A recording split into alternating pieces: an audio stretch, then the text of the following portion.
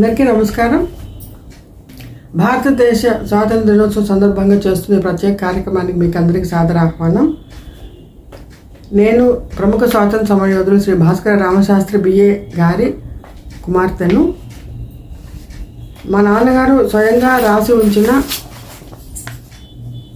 స్వాతంత్ర సమరయోధుల జ్ఞాపకాలు బి రామశాస్త్రి రాజకీయ జీవితం అనే రచనను నేను యథాతథంగా మీ ముందుకు తీసుకొస్తున్నాను.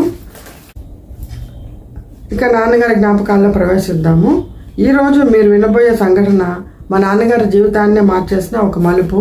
ఈ పేజీలో ఉన్న ప్రతి వాక్యం కూడా స్వాతంత్ర పోరాట చరిత్రకు సాక్ష్యం అన్నమాట.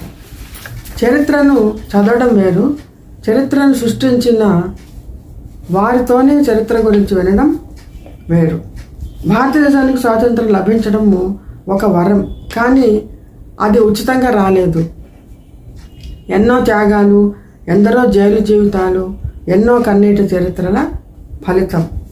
అటువంటి ఒక స్వాతంత్ర సమరయోధుడు శ్రీ భాస్కర రామశాస్త్రి బిఏ గారు స్వహస్తాలతో వ్రాసి ఉంచిన ఈ అమూల్యమైన చరిత్రలోని ఈరోజు ఎపిసోడ్కు మీకు అందరికీ సాదరాహ్వానం. మా నాన్నగారు స్వతంత్ర భారత్ అని ఒక వారపత్రిక పెట్టినారండి. దాంట్లో ప్రకటనలు ఉండవు, కేవలము వార్తలు మాత్రం ఉంటాయన్నమాట. అది కొద్ది రోజులకు దాని పక్షపత్రికగా మార్చినారు. 35 సంవత్సరాలు దాదాపు దాన్ని ఆయన ప్రింట్ చేస్తున్నారండి.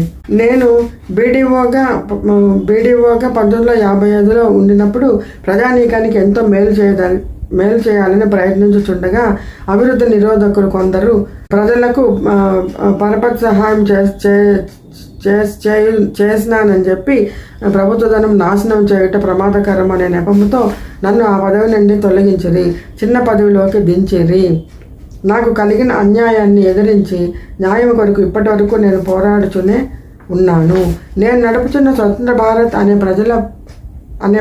ప్రజల పత్రికగా ప్రభుత్వ దుశ్చర్యను నివారించుటకు ఉద్దేశించిన ప్రజాస్వామ్య సోషలిజం వర్ధిల్లుటకు అన్ని విధాల కృషి చేయుచున్నది. ఈ కార్యక్రమం దేశ సేవలో అత్యంత విలువైన ప్రాముఖ్యం వహించిందని నా నమ్మకము. దేశంలో విప్లవం తప్పక వచ్చునని అభివృద్ధి నిరోధకులు, స్వార్థపరుల, భూస్వామ్య ఫ్యూడల్ వర్గాలు రూపుమాపబడి బీద ప్రజల రాజ్యం ఏర్పడి నిజమైన సోషలిజం ఆవిర్భవించునని నా నమ్మకము. అట్టి స్వరాజ్యానికే త్యాగము చేసేతిని, జైలుపై బాధలు అనుభవించుతిని, నా కుటుంబానికి నాపై ఆధారపడిన తల్లిదండ్రులకు కష్టము కలిగించుతిని. కానీ నేను పడిన కష్టము, నేను చేసిన త్యాగము, నేను గావించిన కృషి వృధా పోదు. ఇదండి, ఈ మాటతో మా నాన్నగారు దీన్ని కంక్లూడ్ చేస్తున్నారండి. ఇది వచ్చి 23/7/1973 డేటు, సంతకం ఇక్కడ ఉంచండి.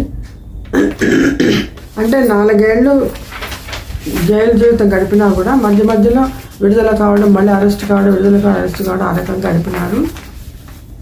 అంతా రాయాలంటే చాలా టైం పడుతుంది, కానీ ఆయన బ్రీఫ్ చేస్తున్నారు అనమాట. జై హింద్.